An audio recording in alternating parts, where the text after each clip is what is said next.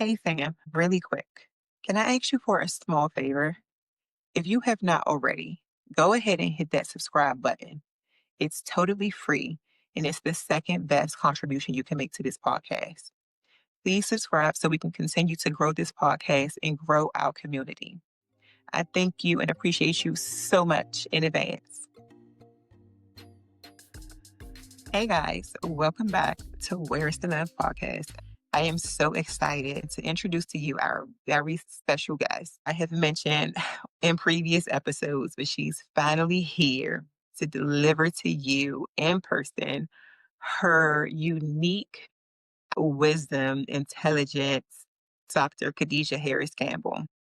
I am so excited for her to be joining us on this episode. Why we love the wrong people, the patterns behind our pain. Have you ever asked yourself, why do I keep choosing people who hurt me? You're not alone.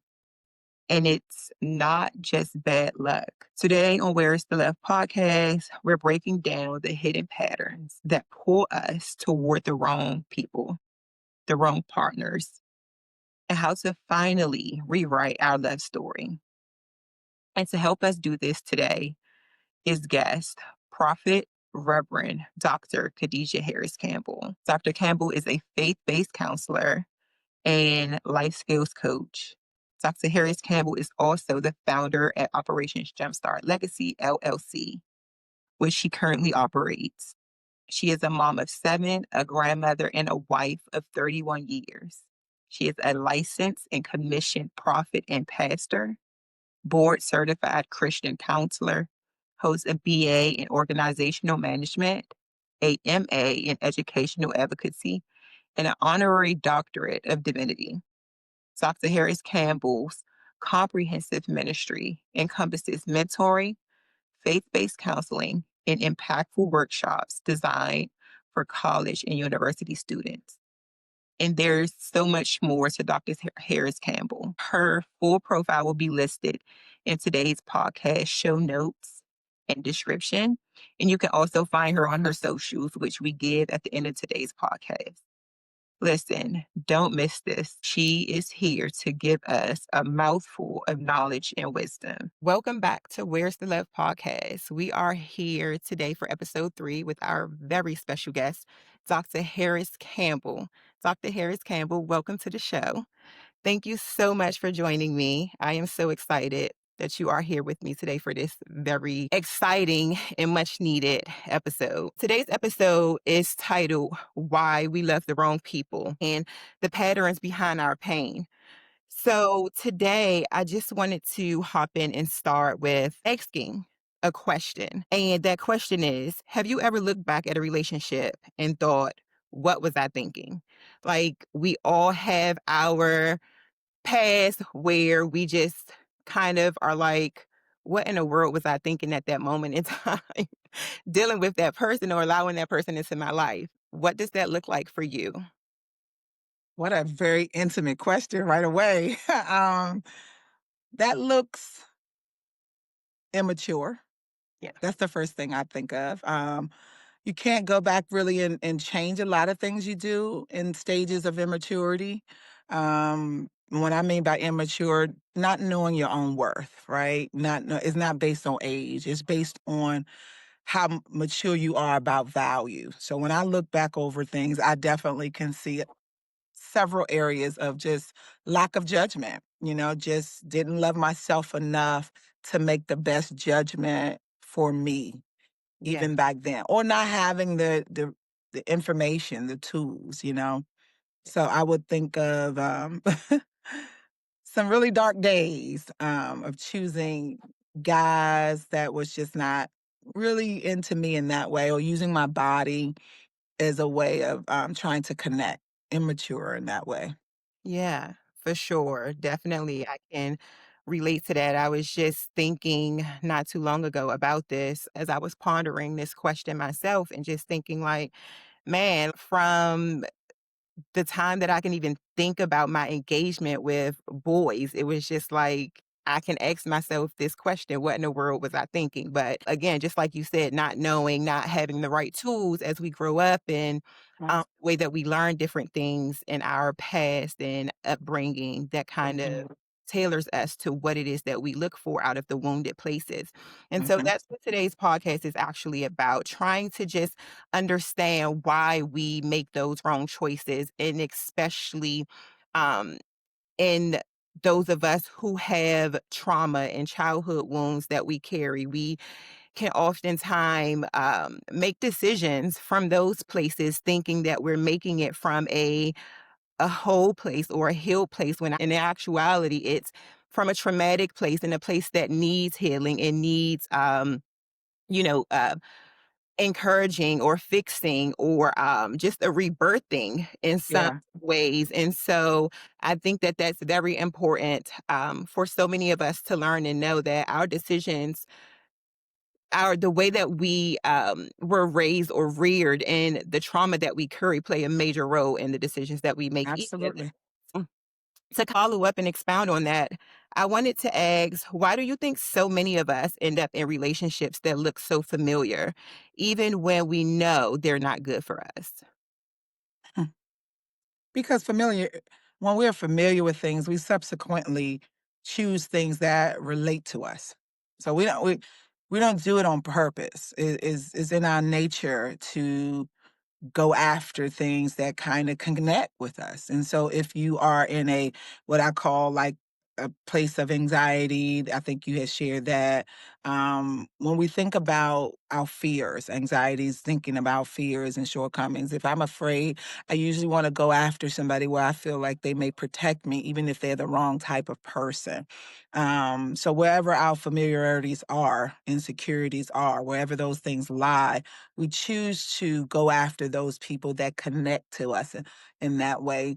Most people don't go after an abuser if they have been abused, but most people go after things that will make them. So if they've reared in an abusive familiar environment, they don't want that type of person, but they give permission to that type of person. So it's not as though they are after. So if I saw my mother constantly getting cheated on by my father, I don't want a cheating husband, but if I find my husband cheating, I will give him permission in some ways to stay that way because I saw my mother endure. Or vice versa. I may let a good guy go because of what I've been familiar with, and Mm. I would say, "Nope, but my mother did it, I'm not gonna tolerate it." So familiarity is kind of how we get ourselves stuck in these, like, patterns. Mm. Yeah. Wow. Yeah, interesting fact and definitely relatable. I think so many of us can kind of relate to that and know, like, as kids, when we become familiar with things, for instance, our environment, many Mhm, of us as adults become products out of our environment or not, based on the familiarities that um, mhm. we kind of reconcile ourselves with to those things in Absolutely. environment. And so I just definitely believe that that is so wholeheartedly true for so many of us, that we see things and become familiar with it and think that that's Mhm, part of us, a part of our nature and character, not knowing that we are so much more, especially those of us who belong to Christ, that we are definitely new creatures. So mhm. definitely acknowledge and agree with you in that space. And so following up from that, can you explain how our childhood attachments shape the patterns we're drawn to as adults? And this for me is just such a deep topic, because as I was going through my healing journey, I didn't know anything about attachment wounds. And I suffered from mother wounds and father wounds, and not knowing that my attachment style was based on the wounds that I was carrying from the traumas that I have been living with of my upbringing from my parents. And, it wasn't abusive, but having an absentee father or a mother who, couldn't fully engage emotionally because she was spread it so wide. I didn't understand why my attachment style, which I come to find out was an anxious, preoccupied. So Mm, I craved validation and attention emotionally from men who couldn't give it to me. And oftentimes the anxious, preoccupied attach themselves, or are they are attracted more so to the unavailable attachment style, Mhm. the emotionally unavailable at that. Childhood attachments is one of those things that we get to give ourselves grace with Mm, because we can only go as far as what we've been introduced to, yeah. right? And so as we develop, and I'm sure this podcast is to reach those that are in relationships and make us all reevaluate what relationships we're in Mm, and are they healthy or not, and giving yourself the blueprint, right? Like, what do I really want my life to look like ahead of time? And most time we don't go into relationships with that. We go in relationship with a false sense of, I know I don't want it to be like what I grew up in, right? So we have these attachments that's based on anxiousness or avoidance. And we have these things. I don't want to do that. So this level of avoidance. I'm avoiding being like my mom, or I'm avoiding being, what I've experienced in my life. But truly, we have to come to a place where we start to evaluate what isn't healthy. mm, And I don't know if people still promote counseling, but I promote relationship counseling because I tell people, before you come to me to be married, have you done an evaluation on who you should be in a relationship? Because yeah. you can't be what you've seen if it was unhealthy, Yeah. And so we have to start to deal with like these attachments, this anxiousness, this fear of abandonment and rejection, and wanting our partner to fill those voids because that's not their assignment to fill the void, quote unquote. I mean, you want to be with a person that won't mind loving you in those empty places, but that's not their assignment, Yeah. that the individuals need to um, be able to evaluate where their deficits are. Mm, Like I always say this thing, I don't know if I've said it to you before, but I've always said, if you haven't dealt with you, you can't expect someone else to. mm, So if you haven't evaluated yourself, how do you want your partner now to be a perfected person that knows how to deal with you? And you don't really know yourself. So for sure. if you haven't dealt with you, how do you expect someone else to deal with you? Yeah. So that is kind of a saying that I say all the time, that relationship starts with you knowing what your issues are, what my deficits are, what my strengths are. And when I go into a partnership with somebody, I am confident in what my weaknesses are. So Yeah. I'm able to know if this is the right match for me. Not that that person can be strong where I'm weak, but that I'm weak here and I may need some help. But more importantly, what I need from them is the patience. Yeah. Instead of most of the time, we want them to be the strength to our weakness. We Mm, only know God can be the strength to our weakness. yeah. We can't put that on another person.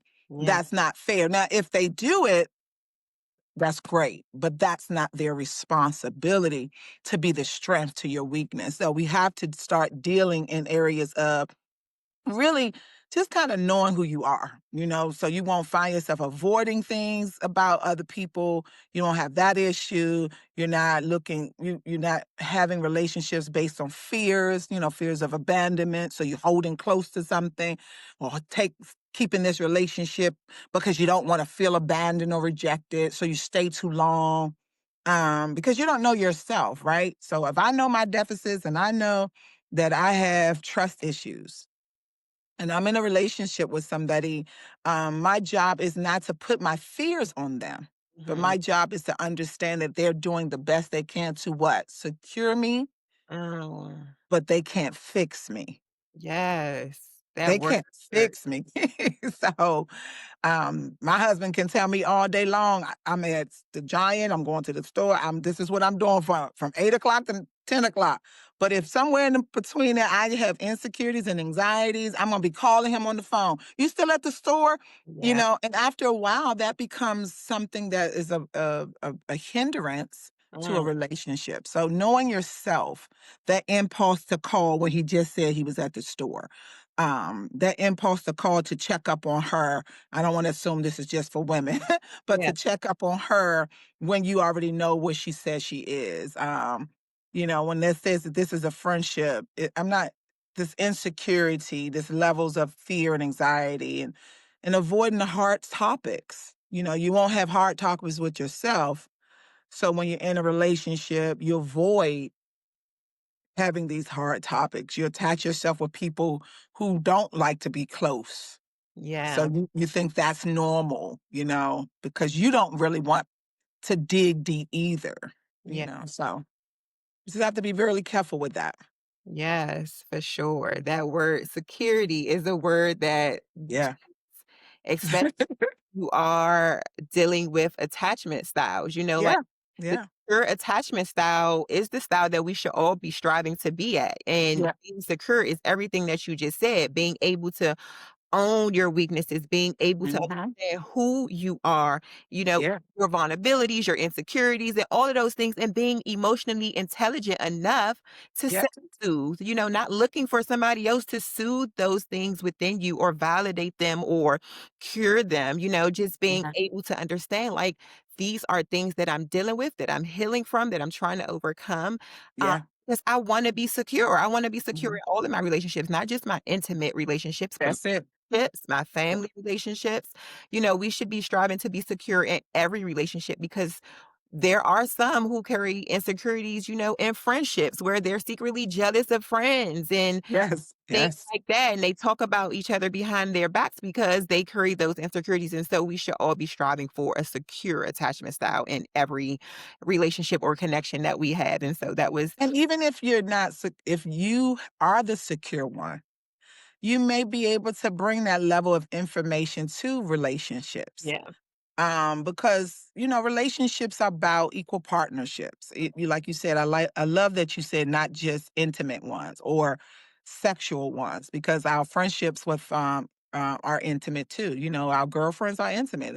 Some of my girlfriends, I can call them about stuff that my husband just don't have the patience for. You Yeah. know what I mean?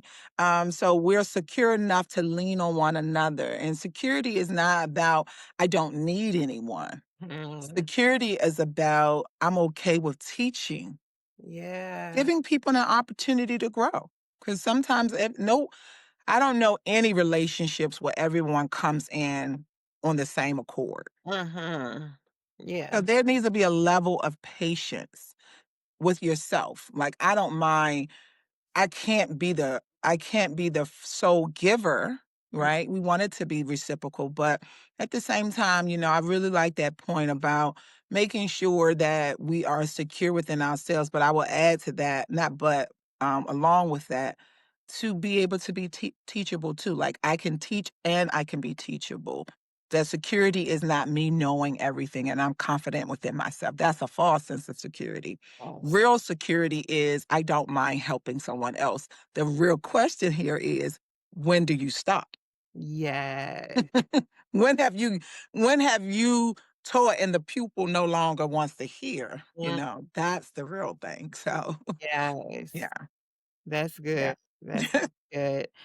So let's talk about the why, and I think that's what you were just hinting at. Okay. Why do we keep repeating these painful cycles, choosing emotionally unavailable, inconsistent, or even toxic people, as we just mentioned?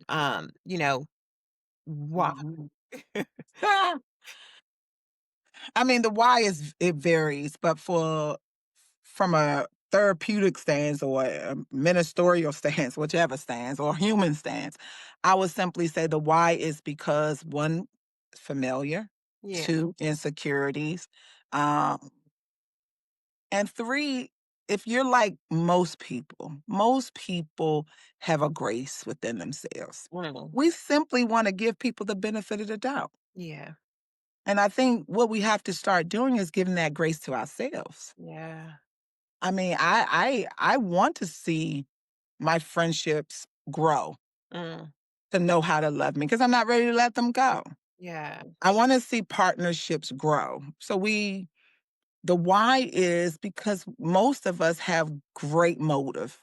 Mm, Now, the other whys are definitely about pain. yeah. We're just used to, it's so sad, but from the time you start, like you said earlier, being introduced to the opposite sex, and or relationships, you simply find yourself driven to what your needs are.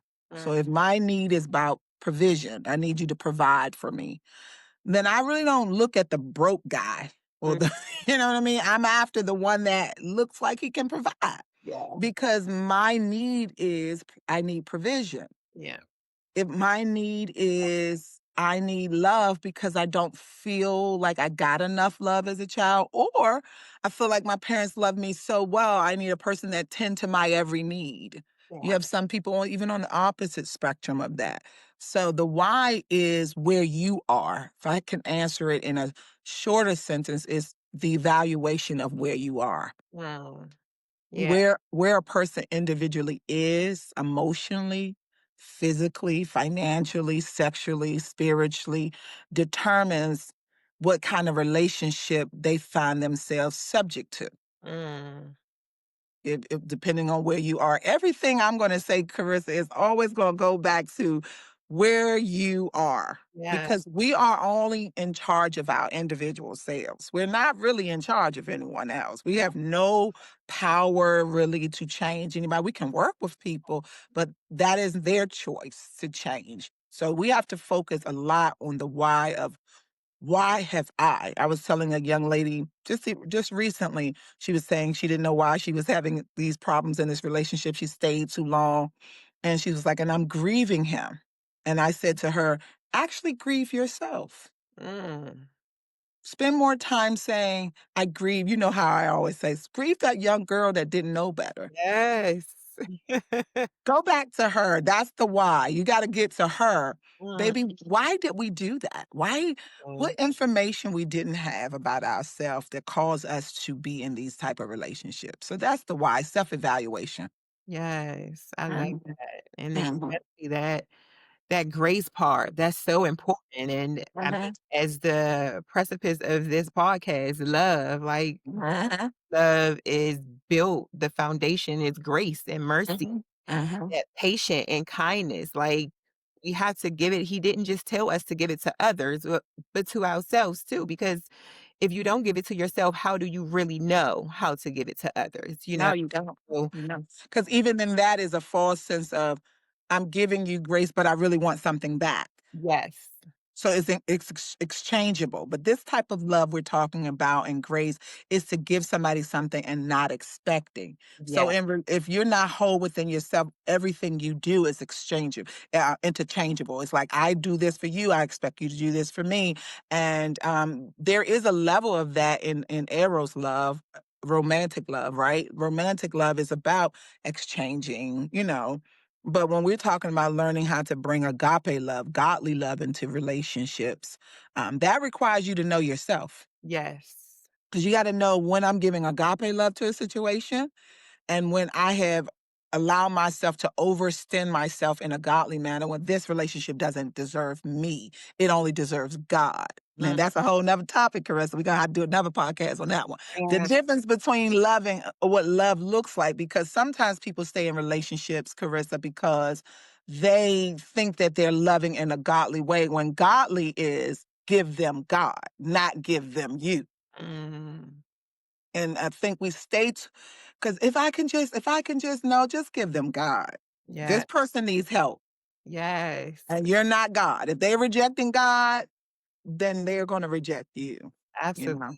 Yes, that's what the girlies doing, 'cause that's see? Okay, yes, so many of us miss that, and that's so Yeah, yeah. huge. Mhm, Wow, we don't so many don't even think about that, but that's so no, good. yeah. So can you break down the trauma bonding actually or what trauma bonding actually looks like in real life? Because that's a deep thing as well, and I found even with myself that earlier Mhm, on in some relationships, for instance, even with my daughter's father, that I was actually dealing with trauma bonding instead of mhm, loving. mhm, And because I didn't at that point in time, I didn't know my own self-worth. I didn't know how to love myself. I lacked a lot of things. And so it was trauma that I was actually bonding through and thought it was love. And that's such a deep issue for so many of us because trauma can really resonate as love if you can't identify it. Well, I think what we miss in that situation is what is real trauma, right? And the reason why people bond, or like you said, trauma bonding, is because they relate to. Mm, So it's almost like I understand what it means to be wounded. So I stay with a person because I know they're wounded. mm, So it's like, I know they have problems, we all have them. So we bond from this place of unhealed spaces, and trauma bonding is to many is highly addictive, mm, right? You find yourself almost addict form. You relate to this person because, quote, they get you in your trauma. They get you here, and you stay in relationships that are toxic because both are broken in yeah, some way. A trauma bond can happen unless both are experiencing some deep levels of trauma. yeah, My trauma may look different, but both of us have to be able to understand trauma in order to be connected, right? So trauma bonding is making sure we. I guess I would look at making sure evaluate, is this is isolating. mm, I'm in this relationship and everybody else can see it's a problem.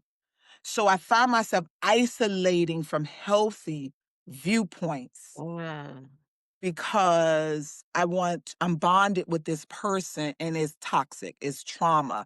And so I will warn those people that, well, first, how do you identify that you're in a trauma bonding relationship? And that is usually to seek help, meaning ask people that love you, yeah, their real opinion. Because you can't trauma bonding, if you're in it, you don't know you're in it. yeah, It's like a person that don't know they are an addict until it's too late. So trauma bonding can be very severe. And mm, you don't even know that's what it is. So you have to, if you suspect, and this is for your audience, if you suspect that you are in any situation that may have any time say, I may be relating to this person, whether it be friendships or intimate relationships, I'm keeping them because they help me not work on me. mm. Wow. That's how you know you're in a trauma bonding. If you're not getting help for the trauma, and you're allowed to go off, you're allowed to mishandle money, you're allowed to use your body inappropriately. Somebody is allowed, they've bonded with you in a very negative way. And so if you think that's you, ask somebody that cares for you deeply, a friend, a pastor, or a parent that's close enough to say, I need to be honest. What do you think about my relationship with this person? Wow. Do you feel like it's me bonding over trauma? Because I need some help. So Yeah. that would be the first thing to start to evaluate, is that what you're in?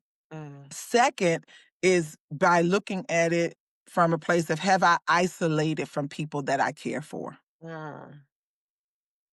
Have I found myself, it's me and this person and no one else? Wow. Yeah. Everybody has warned me. Everybody has told me, you need to be careful. You make excuses for behavior. You find yourself doing that. This is how you know you're in a trauma bonding situation. You're constantly making excuses for the relationship. Mm. Many people have warned you. You get this gut that something's not right. You need to let it go. And you're constantly making excuses. You've bonded with this person through trauma. Wow. Yes, that's truly, truly deep. And for anyone listening that may be in a trauma bond, please seek help. As Dr. Campbell said, Yes. therapy, please find someone who love you that can actually ring the alarm, sound the alarm. The red flags are there. Take notes. Mhm. Read. They're doing it out of love. They don't, they're not hating on you or your relationship. Please, seek Mhm. help that you may need through therapy, through counseling, your pastor, anything. Dr. Campbell, her socials will be on the channel. And just anybody that you can find that can actually lend you a professional opinion for that because that's Mhm. serious. It really can, and it can become toxic, So you don't want to stay in that.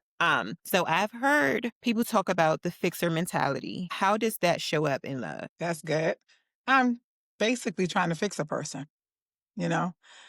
You feel responsible for a person's happiness. Mhm. You put it on you. Mm, There's this, saying that I can't fix you if you don't want to be fixed. mm, So the fixer mentality is I can fix you in spite of you. wow. So the fixer mentality is about if I just love you better, then you will appreciate love. The fixer mentality is they just never had it, so it's going to take them a while to appreciate it. So Mm, constantly trying to teach that person how good you are, trying to get them to fix the deficits in them by being extra good to them and mhm, giving and making excuses for them, mm, So that's the fixer. Like, oh, he doesn't know how to do those. She doesn't know how to do that because she never had that growing up. So you make allowances, too mm. many allowances for that type of relationship. Yeah. Well, my friend doesn't do this because she doesn't really know how to be affectionate. Mm, Well, she knows you, so she knows every now and then you need intimacy in your relationship. So every now and then you need a listening ear. I have a good girlfriend who's not very touchy feely, or if I'm crying, my mom died, and she's not that come here, let me hug you friend. But when my mother passed away, she was right there. And I remember crying so hard one day, and she got literally sat on my bed and literally just said, and I know that was hard for her because yeah. that's not her. So the fixer, though, will keep putting up with friends and say, they don't do that. They don't know how to do that. But a person that really cares for you, even if they have a deficit, they will learn how to love you where you need it. But Yeah. the fixer mentality gives them excuses not to love them well. Mm, wow. And your gut is telling you they're not loving you well, but you make excuses for them. Mm, that's good. Yeah. So do you think sometimes we confuse the thrill of chaos, for instance, being with someone like a fixer, the chaos that comes with that real connection? Because I'm sure that's not real connection. Like that can be draining and exhausting. Yeah. I think what we're looking for, when we think of thrill and chaos, we think of this instability. Yeah. How we know that is that you have a relationship based on thrill and chaos is because there really is no instability. You don't know what's going to happen tomorrow.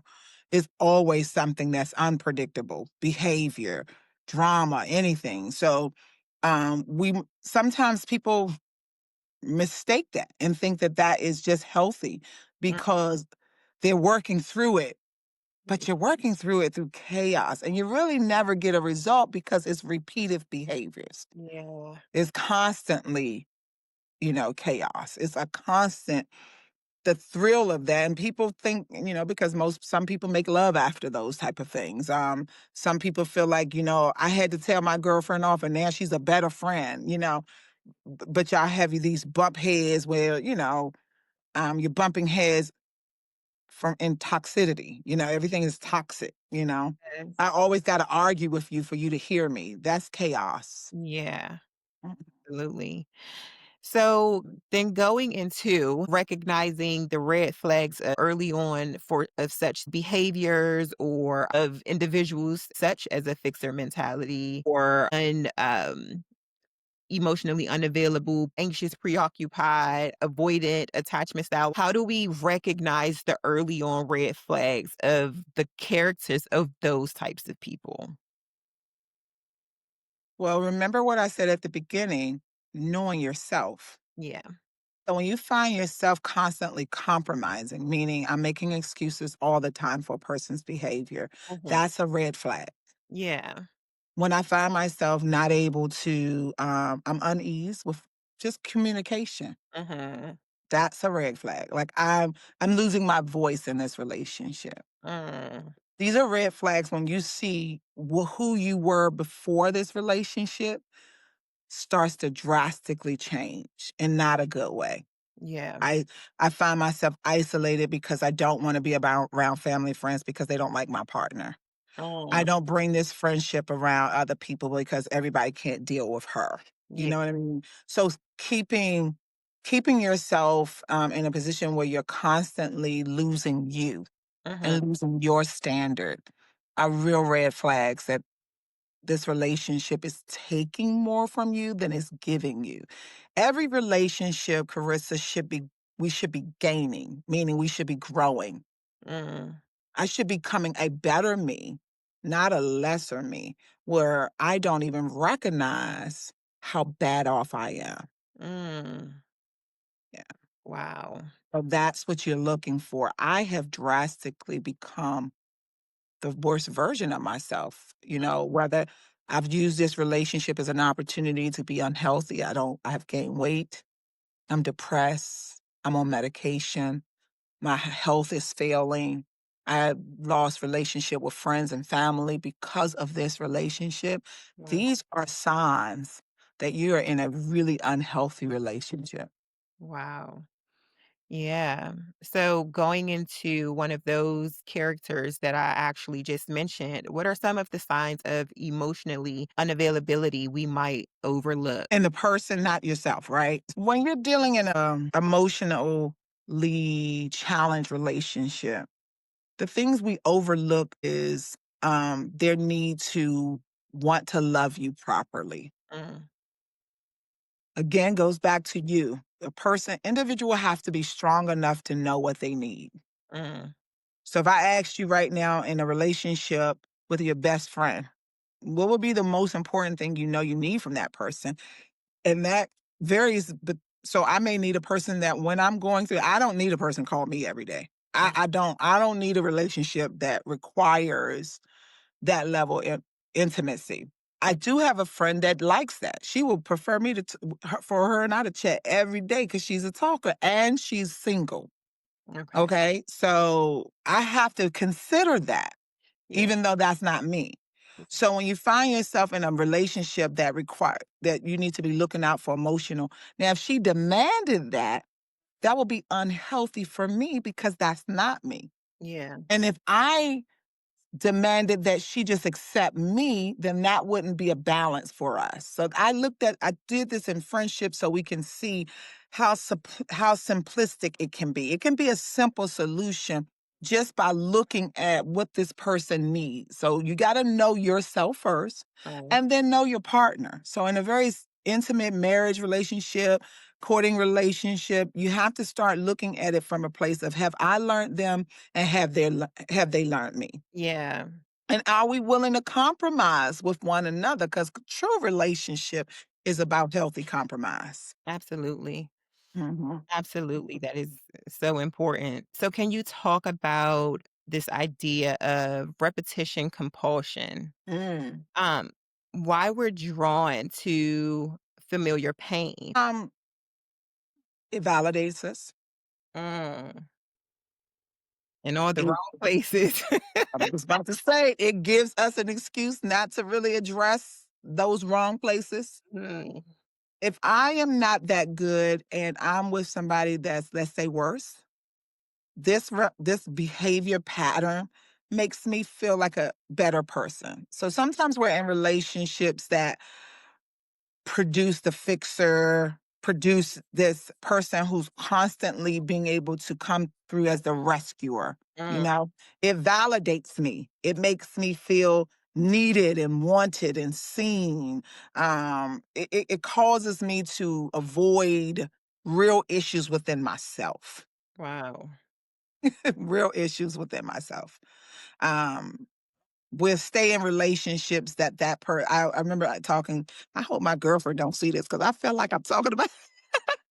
But I realized that I asked her one time, why do you deal with these kind of guys? And the truth of the matter is because it doesn't challenge her. Mm, Sometimes we are at a place in our life we just don't. We feel that if we go to a person, I hate to say it like this, that's dealing with more, Yeah. that we become the person that they lean on. Yes. This level of dependency, needing to be needed, Yeah. needing to be validated in that, all conversations about you building them, so we have to be very careful with those type of compulsions. I have this repetition of constantly dealing with the same kind of people, the same personality, the same kind of man, the same kind of woman. So I hear guys say, I can't get rid of this kind of woman. That's because you haven't changed you. You Yes. haven't changed you. And so because you haven't changed you, you are still drawn to that same personality type. Yeah. Because I would Mhm. just wanna say, I know for so many of us, and I believe I've heard this maybe on another podcast or in therapy somewhere, but when you deal with repetition compulsion, um, it kind of signals something in you when these people you're either attracting the same people or, they're drawn to you. There's Mhm. something there innately that you may not even recognize in you that draws this, type of Mhm. this characteristic in a person or whatever the case may be. And I know for me looking back over my past and like I just couldn't in my broken and unhealed self, like, I couldn't get away from cheating men. Men Mhm. who was just adulterous and who was, just, explicitly just unavailable, to be faithful. And it was like, what is it in me? And I really had to dig deep into that to understand, like, I was needy in such a way, which was the way of, needing validation in so many ways. I was craving emotional attachment and I was drawn to men that was emotionally unavailable. And so it was like, It's such an oxymoron, isn't it? It's like, why am I drawn to men that are not available when I really need availability? Yeah. oh my God. And it's how the brain is wired, right? And I'm gonna tell you, I know mothers all over the world. It's like I'm tired of this generation, all these people blaming mamas. But the truth of the men or mothers and fathers, Yeah. our environment, like we said earlier, really does do a work on us. It Mm, really does. yeah. So the cheating men's thing is not so much that you did anything wrong. It's about why you stay. Mm, I tell people all the time, like, you can't somebody said, well, I'm always attracted, like you did. I'm gonna take your words. I found myself dealing with adulterous men all the time. What is that about? Well, you don't know they're adulterous when you meet them. yeah. So the reality of it is everybody have an opportunity to fall into, like, why am I always attracted to liars? Well, you didn't know they were a liar, right? So you're not necessarily attracted to the adulterer. You're not attracted to the liar. Yeah. You're attracted to the fact that you want to help them Mm, because you want to be loved in that way. You want to fix them. You want to help them understand. And so because they're broken and you're broken in some areas, that's where the bonding comes. That's where the chaos comes. That's where all these patterns and this chaotic dopamine behavior starts to happen. It triggers something in me. Now I'm excited about it. We get to make up. It's just a cycle of unhealthy behavior. It just is. It's a cycle of unhealthy behavior. But to free those people that feel like I'm just attracted to this person, I want to free them to say that's not real.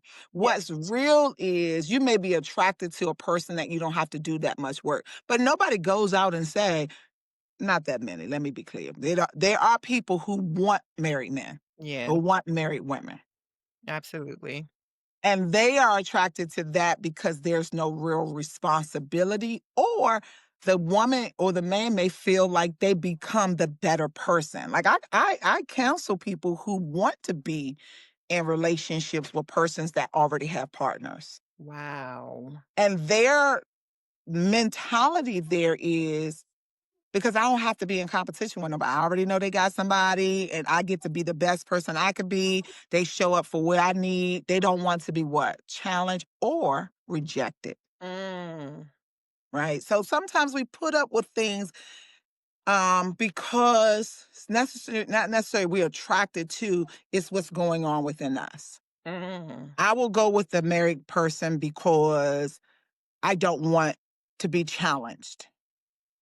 I already know they're going to cheat. So you have trust issues already. So you've given them excuses already not to love you well. Why? Because you haven't learned to love yourself well. Mm. I hope this helping somebody because good, that just helped me. Hallelujah. That we have to get to a place to love ourselves well. So much so that we evaluate relationships. Yes. We evaluate relationships. It's not so much I'm attracted to. No, you have not been. This is the good part. You don't find yourself attractive. So Mm. you're not attracted to you. You're not loving you well. You don't put the interest in you. So you are giving yourself the benefit of the doubt to be shared. I don't mind my partnership as long as they're safe. Mm. That's a way of saying closing yourself off Yeah. because you're afraid of being broken or hurt or Wow. rejected, and you don't want to deal with that. You think you're a strong person. Like I told you, I talk to people. They're like, "No, I like this life. I go where I go. He go where he go." And I said, "So you want to grow old with that?" Yeah, I'm comfortable with that. I know, but the truth is, you're afraid. Wow. You're afraid to want more. Yeah. You're afraid to believe you deserve more. How about that? Mm. Gee. Yeah. So that goes deeper into wounds. Yeah. For That goes deeper into neglect. Something has happened where you are okay with being not the first person in a person's life. You wow. don't feel like you deserve to be the first person in someone's life. And that's not okay. That's not okay. Yeah, absolutely. Jesus, that just makes me think, with everything that's happening in society today, we are, especially us women, we're living longer, we're healthier, we're looking younger, but there are so many people who would settle for relationship that is not fulfilling, for relationship that's Yes. partial, for Mm, connection in any type of mhm, way. And it really makes me think, and it's part of what stemmed the concept of this podcast. It's just like, God, where is the love, where is true genuine love in this world nowadays, in this society? Because it seems like we have truly just strayed away from the concept of being able to fully understand and embrace love, and that of loving ourselves, which then brings about the connections that we build, or the connections that we allow to maintain in our life, that we foster. All of that stems from what I hear you saying is self-love. How we it see is. ourselves, how we love ourselves, how we know ourselves is how we bring about ourselves to the world, and that which we draw to ourselves. And it's so unfortunate that so many people today in society is lacking of true self-love. We can see all Yeah. day long on social media True self the love. self-care, which is passed off for self-love, but maybe that's not self-love, that's self-care, which is a part of self-love, but it's not true self-love. Self-love is doing the work, which Doing the work. yes, which you lend to, doing the hard work and the uncomfortable work, which so many people don't wanna do. They rather run away from, and that part, I think until we grasp that and grapple with that in this society, that we all need to do work. I don't care where you are in life, there's some work that has to be done.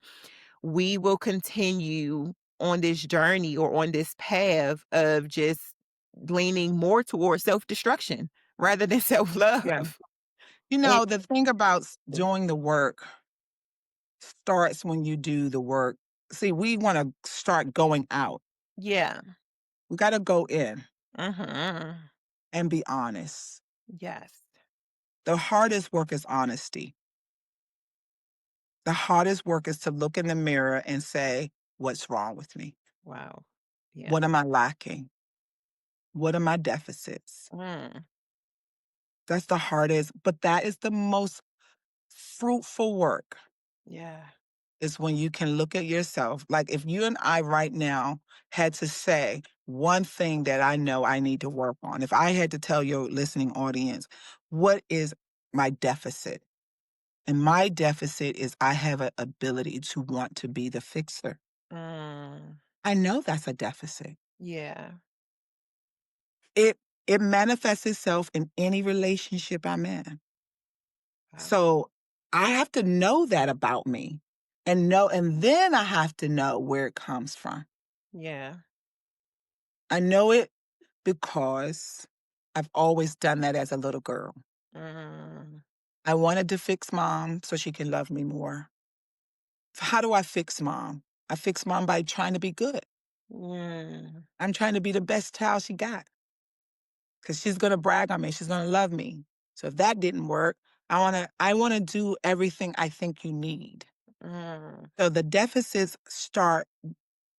growth starts by looking at yourself. Yeah. And only way I know, I'm a believer. So the only way I believe you can healthily, in a healthy way, do that is ask God. Absolutely. Shine your light on me. I was the girl who, I don't know if this is time to talk about this piece, but I'm the girl who looked for love in all the wrong places, right? I'm the girl who settled for married men. Yeah. As a young girl, I didn't care. I was one of those girls who didn't care. Um, it didn't bother me Yeah. because I didn't know God's love. Yeah. I didn't know God's love, Carissa. It's a lot of people. You say, what's wrong with this world? They don't know God's love. Absolutely. Everybody, every generation, every culture, every LBGTQ XYZ person is looking to simply be loved. Yes. And everybody is looking in within themselves. I'm going to love myself so well. But if you don't let God love you well, you still are not loving yourself well. You're loving yourself based on flesh, meaning what I feel I should have, Yeah. what I feel like I deserve. But what does God say I deserve? Yes. And I tell a lot of unmarried people, you may not get married. Yeah. Does that mean that God hasn't loved you well and don't want to teach you how to enjoy life without a necessary physical person that is saying that that's your spouse? Yeah. There are wonderful ways to be loved properly in this world. And it don't have to be because you had children and a husband or Yeah. children and a wife. Absolutely. It could be simply because you've learned to accept that I've been given something precious. And Yeah. that's life. Absolutely. I can run on about that. I start talking about God's love, honey, then that's a whole podcast within itself because that's where if we could give your listening orders anything, and they're like, well, I'm not really a believer, and you'll find yourself still trying to find how to listen to this short statement. If I had my phone and tried to fix my phone, I didn't make my phone. I Mm. don't know its features. I Mm. have to take it to the manufacturer Yeah. to fix what it made. Mm. Why wouldn't I go to the one that made me? He understands my ins and outs. He understands my mother. So he's like, well, when my mother made me, well, he know her too. Mm. So he knows the things she can. So we have to come to a place where this is for the non-believers. Go to the manufacturer and ask him a question. Why did you give me life? And what do you want to do with it? Yeah. And if we can learn how to embrace God from that resource, then he will introduce himself to us as love. Yeah. And his love will begin to guide us for all of these things that we're talking about here, these early boundaries, these repetition compulsions, these unhealthy attractions, this trauma stuff. It'll help you start to understand the source of it. Yes. Yeah. I believe our society, women, men are struggling, Carissa. Absolutely. They're struggling in this area of love. Yeah. I mean, people today are now in love with their AI Mm. because their AI is telling them what they need to hear. About There's yeah. such a deficit Jesus. within us as human beings because we need people to validate us, make us feel important. And here now, computers are doing it. Mm. Yeah. Ask Siri, how do you feel about me? They got a program to be able to tell you how they feel, and this is AI, Yeah. artificial intelligence. Yes. So we'll go to everything and everybody except for the one that made us. Yes. So that's the real true deficit. Yes, wow. That's the real true deficit. That part. Mhm. That's the deepness of it all because without that, we don't know where to begin. Without that, just like you said, we don't know the source of Yeah. true love because he Uh, is the source of true love. If you don't know him, you don't know the source. And you mhm. won't until you find him, until you find what his love is. And for me, that was the defining moment of my journey, my transformation journey. I had to really come to know how much God loves me because, yeah, we hear it all Yes. day long. We can read Yes. it in the word. People can tell us, but until he Mhm. sits you down and really show you through experiences, through just maybe how he brought you out of your past or Come on. bringing you through your traumas, you really don't understand. And I can now attest in this moment, what you just said, to look back and say, wow, like God loves me so much because had he not loved me, I would not have came out of none of that trauma or the brokenness that I was dealing with. I wouldn't know how to love me. I only Mhm. know how to love because I know how much he loved me. And now I can reflect his love and give it to myself and unto others as he requests us to and as his word requires us to. And so I think that is just so important for all of us and for everyone that's listening, believer and non-believers Yes. alike. That's right. Come to know it, come to know his love. I promise you, you can't go wrong with knowing it, truly knowing it.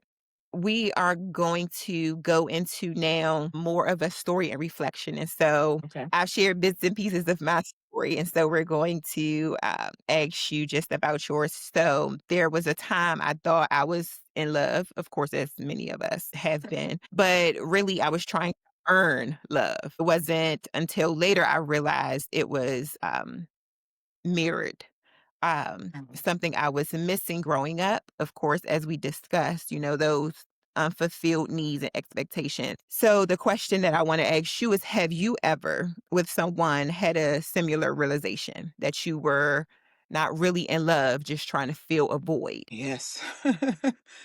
My story is unique to this degree. I met my now husband when I was 16, Hmm.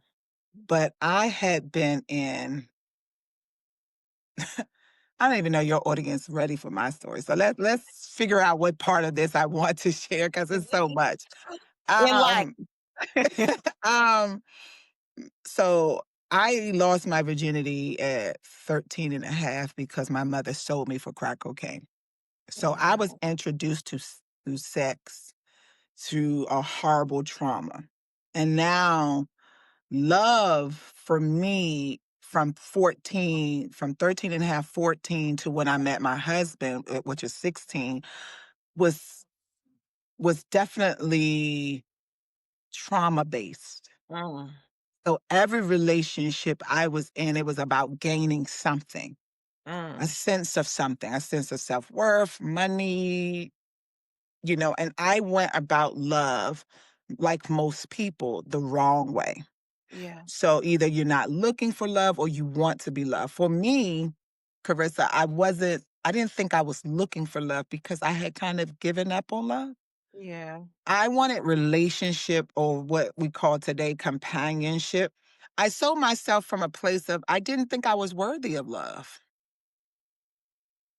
mm, My experience about love was just messed up from the beginning. yeah, Trauma messed it up. yeah, So I have no real recollection of what love's supposed to look like. I don't have a father in my life to show me love. My mother, I think, did her best, but she was on drugs at the time and that's what happened there. And from there, I literally just wanted to be wanted by somebody, but not necessarily did I want love.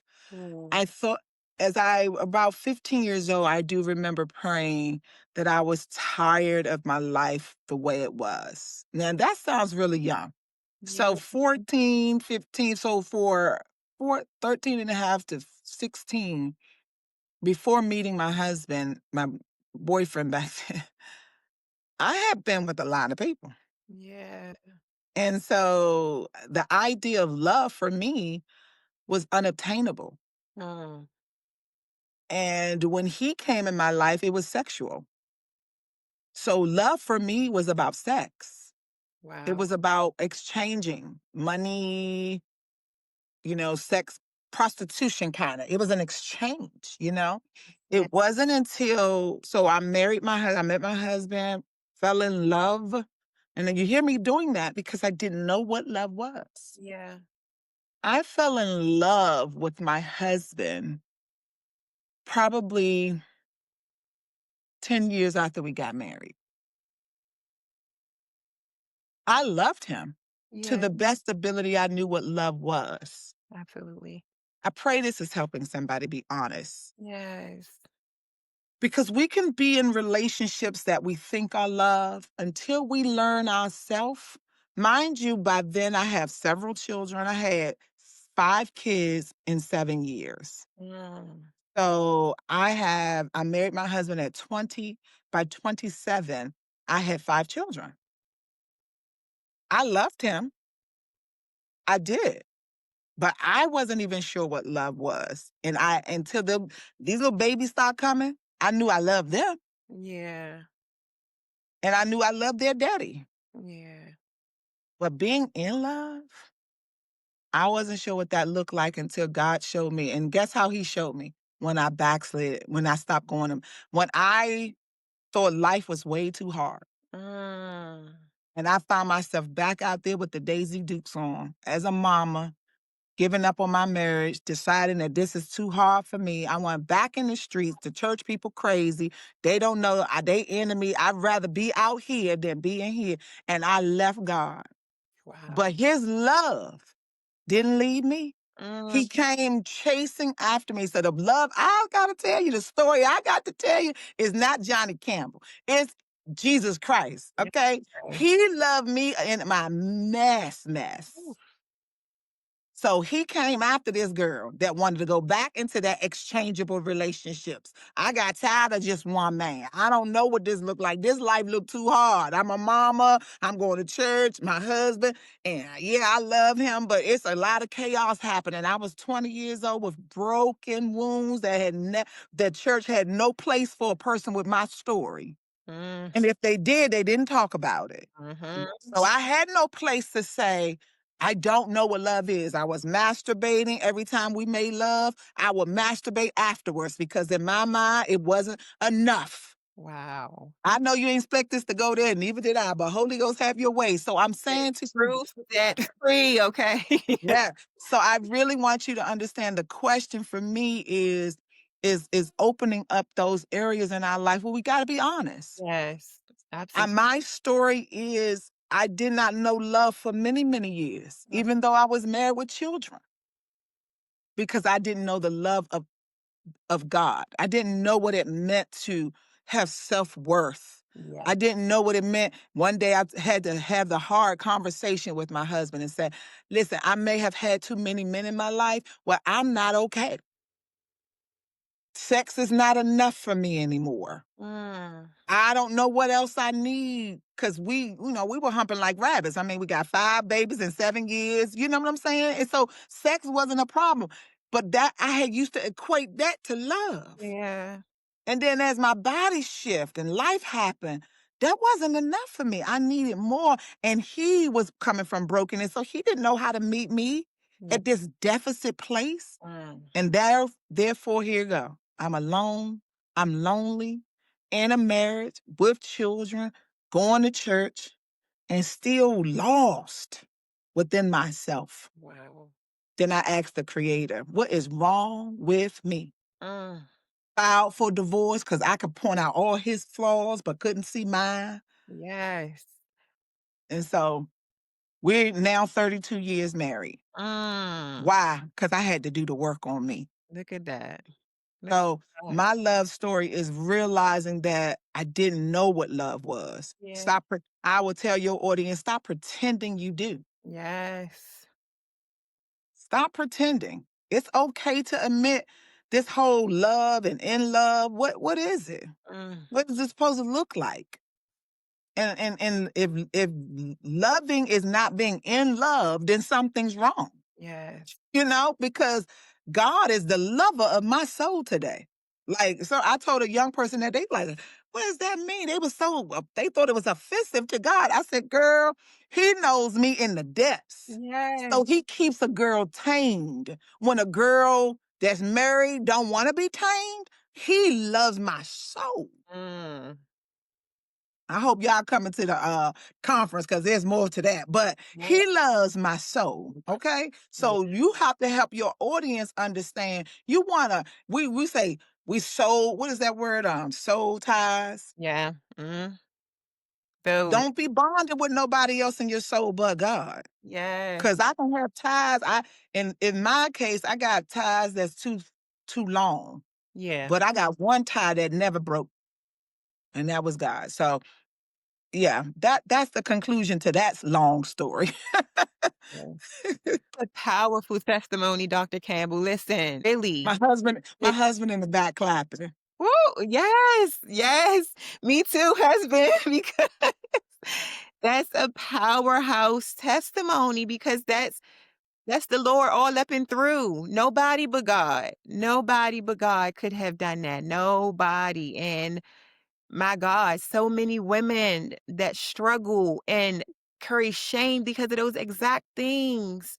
But to hear somebody powerfully proclaim and boldly confess that this is what the Lord brought me through and he can do it for you too is listen, that's a transformation story within it. That's a transformation story, okay? That's because nobody I mean, there is not a person your husband could not have done it. Your Mm-mm, mother, in her healed place could not have done mm, it. Your kids, nobody but nobody. the Lord. And that's just the power that he carries and the love that he has for us. So My him. my pastor says this, Carissa, so I'll help somebody that's not in a relationship real quick.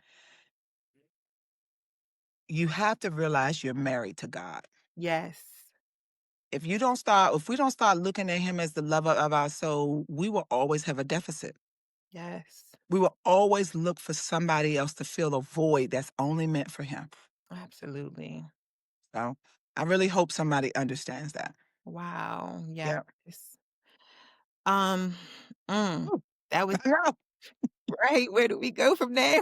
I know, right? I mean, just by helping us be aware, just be Yes. aware. Hmm. Um, so let me ask this because I think this is relevant and carries over. What do you think helps people finally wake up to that pattern?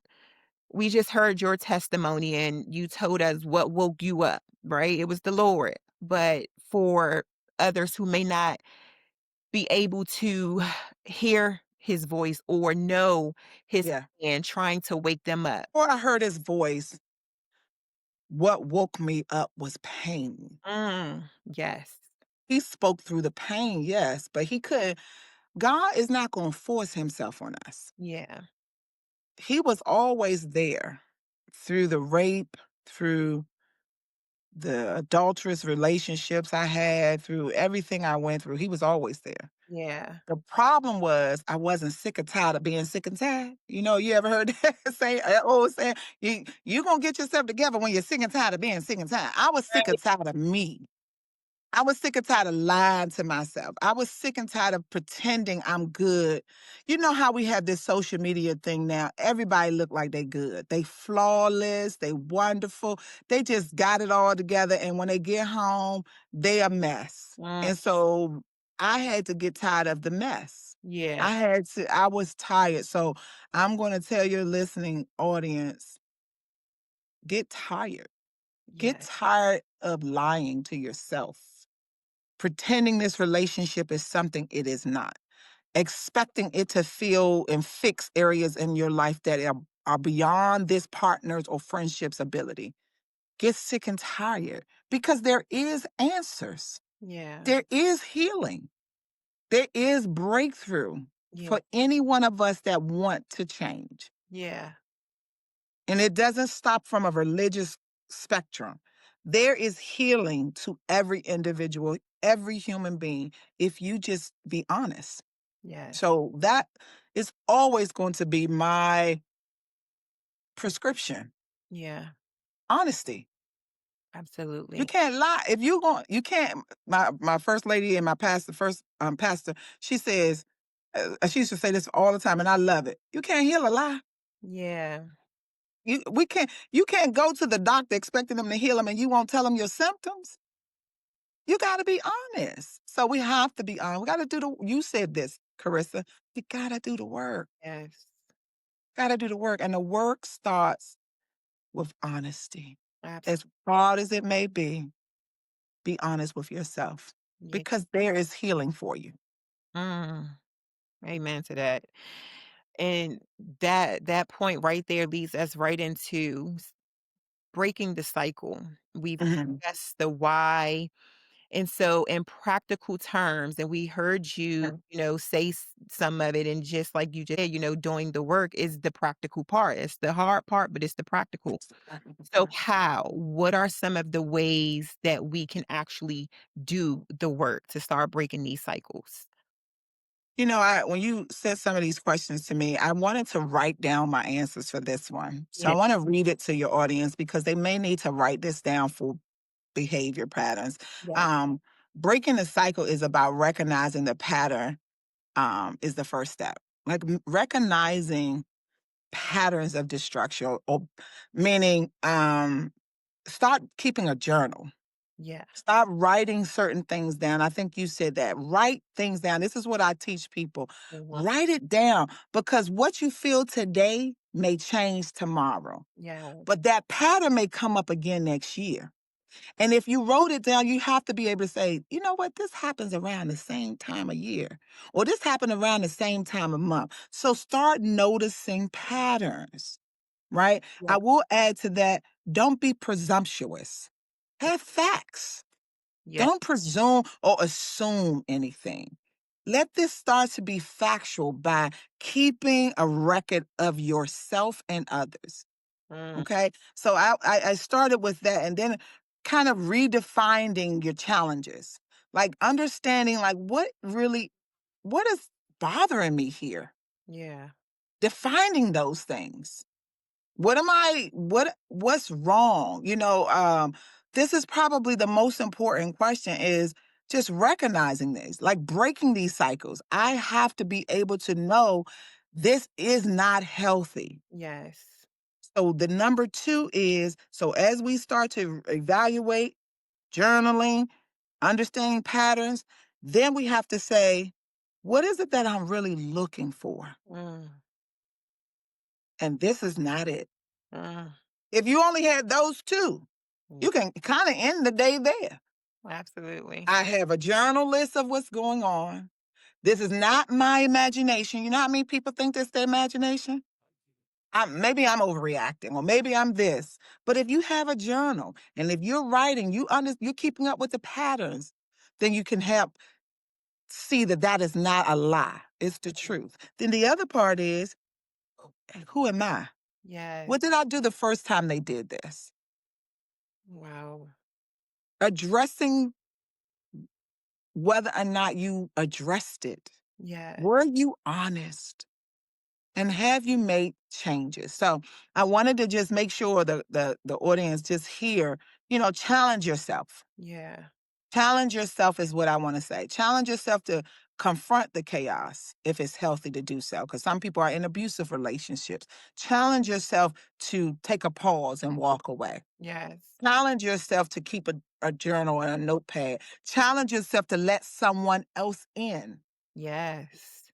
Don't keep this hidden between you and them. Mm, Get another perspective of what's happening. absolutely. So those are the things that I wrote down in my notes as I typed it up, and I want people to understand this. Like you said, this level of self love has to be something that is given from the person who loves you more, and you can't love you until you understand what love is Yes. through the only one that knows how to give love. So learning how to respect yourself enough to say, I want better. Yes. I Absolutely. want better. I want better. Absolutely. So that's how I would answer breaking the cycle. Want better. Yeah. That Want better. is good. That is Because if you want better, then you're going to start doing better. You Yeah. can't want better, and do the same thing. What we call that is insanity, So right? true. So Yeah. we can't want better and do the same thing. You have to do something. So Absolutely. you got to want better, make journal notes to show you why you want better. You're not losing your mind. You want better because of this. Yeah. And say, what do I need to do to come out of this? Mm. Okay. So Yeah. want better, then do better. Want better, then do better. Okay. Yep. Got that. Mhm. Write that down. Yep. Sure. So good. So you mentioned self-love. And I Mhm. want to ask this. I think I'm going to make this a two-part for the sake of our time coming to a close here. Okay. So, one, how do you redefine your type? Right? The type that everybody is looking for when you're Yeah. used to chaos, feeling like Mhm. love. And then what role does self-love play in attracting healthier partners? How do you redefine your type? Yeah. And then how does self-love come into attracting your partner? How do you redefine your type is by understanding that you have changed. Yeah. That will be the first thing. You're going to keep meeting your type if you don't change. Absolutely. Because remember, I said earlier, it's not the person, it's you. Yes. So it's not like I'm keep attracting the same people because you're the same person. Yes. Yes. So you have to change. That's how your type going to change. Yes. So what does that look like? My standards have to change. Yes. What I tolerate, what I'm not going to tolerate. Why I'm not going to tolerate it? Because it's not healthy for me. All Absolutely. right. That goes to the second part of that. And that is self love is about doing what is healthy. Right. I don't, I'm not, if the doctor tell me that I can't eat a box of Krispy Kreme donuts every week, which I love Krispy Kreme, that's why I'm using it as my example. You can't eat Krispy Kreme every week. And you can't drink Pepsis every day like you used to. Yeah. You're gonna have to cut it out. I eat cereal, used to eat cereal every night. Well, I can't do that anymore if I want to be healthy. So Absolutely. starting to make these realistic changes is going to help with your type and it's going to help you start to make the necessary changes to move forward. Mm, You got we can't get around it, Carissa. We got to do the work. absolutely. Absolutely. And only way we can do the work is what? Underline this, people. I got to be honest. Yes. Can't keep blaming it on the persons. Oh, I keep meeting the same kind of people. It ain't no good guys out here. No, no, no. You're meeting the same kind of people because you haven't changed. Mm, Because if once you change, you're not looking really for no good guy. You simply are saying, I'm going to take myself to the movies. I'm going to make sure I go ahead and get my credit together. I ain't looking for a man to take care of me. I'm going to take care of myself. I yeah. have a retirement plan, me and Jesus. That's right. So Yeah. I'm not going to lie myself because I need somebody to take care of me in my old age. No, take care of yourself Mm, by getting your credit together. Stop spending all your money. Stop eating all out all the time. Stop preparing for a better life for you. yeah. Make good choices with good friends because some people going to live like the Golden Girls. They may not ever get married. They may date and come back home with 4 women and have a best life ever. Absolutely. Same for men. So I just want people to understand, you got to make healthy choices in all of these areas. Yes. And healthy choices and self-care mean or self-love means I'm not looking for someone else to love me, that Yeah. I'm going to love myself. I Absolutely. believe my husband worked his entire life to be a good husband and good provider, but I'm not banking on what he got in life insurance to take care of me. I got to make sure I have something in mind so I won't be a burden. I know my kids would do their best, but I got to figure out something too. I got to do something too. Yeah. And we're just some lazy folk. We don't want to do the work. I'm telling you. It's You the want to change your life? yeah. Roll your sleeves up and do some work. Amen. Amen to that. Do the work. That's what you hear keep coming back to it, right? Because that's the part where we lack. We can plan, we can say we're gonna start this on Monday, we can do that. I mean, why so many people make New Year's resolutions and then fail after a month or so, right? Because we realize that doing the work is hard. It's a Right. challenge. But doing the work is the crucial part. It's the beneficial part. It's what brings about the success. It trips me out, Dr. Campbell, because as I look on social media and especially today, everybody want to be successful, right? Everybody want overnight success. Everybody want TikTok famous, Instagram famous, influencer this, and Mhm. believe that it comes overnight. No, it comes from doing the work and sometimes years of doing the work, hard work. And so for those who do make it and become successful in those areas, it's just is the exact same thing. You got to roll up your sleeves and do the hard work. If you want to be successful at loving yourself, if you want to be successful in the living your life, you got to roll up them sleeves and do the work. And that's what brings about the success is doing the work. You can ask anybody who is successful, right? They had to put in the hours, the time, the effort to do the work. And they probably will tell you it wasn't easy. Because Right. I know it wasn't. I did the work and it is not Mhm. easy. Sometimes you wanna ball up in the corner and just cry and bawl your eyes out, but getting right back up, being resilient and saying, "You Mhm. know what? God, you're still with me. You haven't left me, so therefore I know I still have the strength to get through this and do the work." Um, Amen. so I think that's the powerful answer that we all should take away. Do the work. Yeah. Now how And I would like to put a plug in there. Redefine success, Yes. because somebody else's version of success doesn't have to be yours. Absolutely. So don't measure success based on what other people are doing. Absolutely. That's where the depression and sadness comes. Yeah. Your success probably is what you are capable of doing. Everybody is not capable to be social influencers. Yeah. Everybody's not capable of being college graduates. Everybody's not capable to have a huge bank account. But Yeah. what you're able to do that well.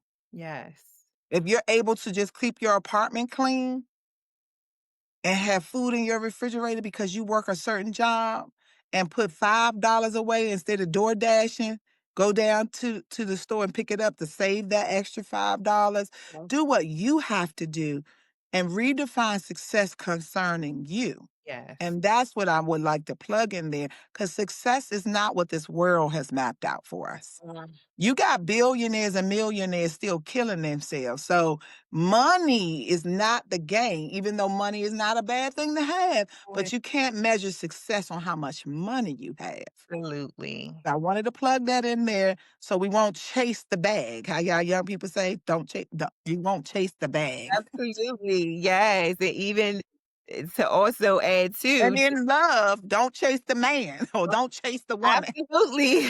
Absolutely.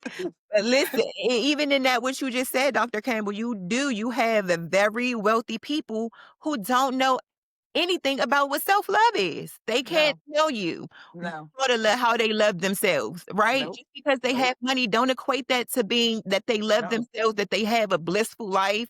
Because Yeah, most of them are miserable behind closed doors, as Dr. Campbell mentioned earlier. Some people go behind closed doors, they are depressed. They are yeah, miserable in their lives. So yeah. strive for the Absolutely. successful life, the joyful life, the peaceful life, right? That Mhm. is what kind of exemplifies the self-love that we're looking for, that we're talking about here today in this episode. So Amen. we're going to move on. So Dr. Campbell, you said a mouthful and it was all good. Right. This was such a powerful conversation, and I pray that those who listen will deeply nick their hearts in a space where it's needed. And before we close, what's one piece of encouragement you give to someone listening who feels stuck in this pattern of love deficit or choosing the wrong person? Give yourself grace. It starts with giving yourself grace. I know we gave a lot of instructions, patterns, rules, but none of that can successfully happen until you say to yourself, I love you. I get to give you grace. Some of the things that have done in our lives is because of learned patterns of behaviors. In order for those patterns to change, we have to be able to say, I don't want to be that person anymore. So just give yourself grace. Grace means I know why you did that. Yeah. Once you start to love yourself in a way of grace and patience and kindness, I teach my clients be kind to yourself. Yes. Don't be, if you grade, make some life changes and alter some things, we want you to. but not Mm, don't run in it so hard where you forget how to slow down and breathe. yeah. I sit in my house, I don't take calls all the time.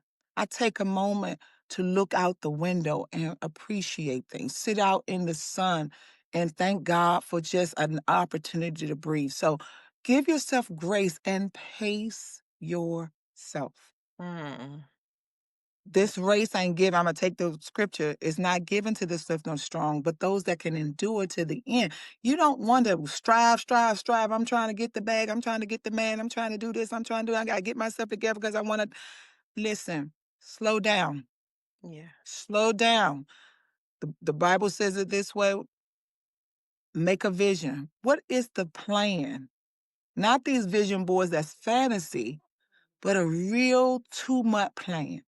What Mm, do you want to do in 1 month? yeah. Do that. And give yourself grace to do it. If you look at that month list, to-do list, and it was too long, then take it down to 1 week. What Mm, do I want to do in the next 7 days? yeah. What do I want to do for the day? Yeah. And do that successfully. And then add another day. Add Yeah. 3 more days. So that's what I would give your audience. Be honest about loving you well. That is loving you well. Yeah. You know, don't make excuses for yourself. You know what your limitations are. Some Yeah. people are dealing with depression. I don't know, we got to go. Some people dealing with depression, suicidal thoughts, self-harm. They stay in these relationships because of that. Yes. So start looking at yourself and saying, let me start making the small changes first. And Yeah. that means I need to get up in the morning and I need to fix me up. Mm, I need to love me enough to brush my teeth and wash my face and yes. put on some decent clothes. I'm not doing this because a spouse or a man is around or a woman is around, Yeah. but I love me enough. So that's how I will conclude that. Grace yourself, do better with yourself, be kind, and then let the Lord, if you want to be a believer, I will say this, He's available. It's not hard. Yeah. I'm available. Minister Carissa is available. We are available. Look us up. And we will walk you through this journey of what it looks like to let yourself belong to something that will never change. Wow. God will never change his mind about you. He Mm, loves you. mm, So the beginning of self-love is to remember that you are loved. yeah. You are loved unconditionally. So it may be people in your life that don't know how to love you They got conditions to their love, but God doesn't. So I just want to help somebody here know that God love is unconditional. Yes, you messed up. Yes, you might mess up tomorrow, but his love is never going to change. So if you want to know him, his name is Jesus, and we have tried him. We know him to be a lover of your soul. He's a heart fixer and a mind regulator. All you got to do is ask him to come into your heart. Say, Father, I believe that you're able to save me. I know we didn't mean to put this in, but I believe this is every opportunity is an opportunity to introduce what real love is, and real love is Jesus Christ. So if you confess out of your mouth and you believe in your heart that God raised him, God, I just want to believe. I want to believe that love is real. This type of love, this unconditional love is real. Then I'm asking you to come in my heart. And if you can do that, then you'll introduce yourself to real love. And now you'll give yourself the grace necessary to change your life. Yes. That's my final words anyway. Listen, that was everything that we needed to say to seal and close this. Amen. Amen. Amen. Thank you, Carissa, so much for having me. Thank I pray I met your need. yes, and the superseded my need. Thank you so Okay. I Thanks. just before we close, I wanna Okay. just thank Dr. Campbell, but I also wanna say to you all, the audience, that just remember, your past explain your patterns, but it doesn't define your future. You are absolutely capable of healthy, mutual, lasting love.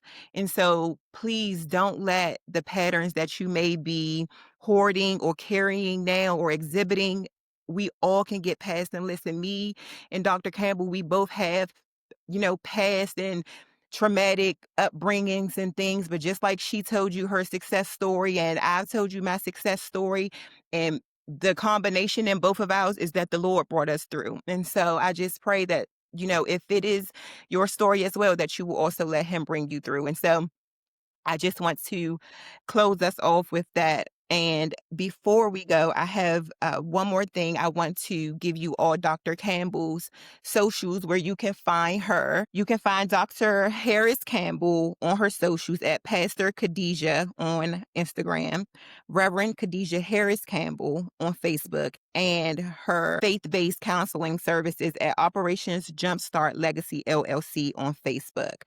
And make sure you follow us and share your reflections from this episode on social media at Loving Carissa here on YouTube and Loving Carissa K on TikTok.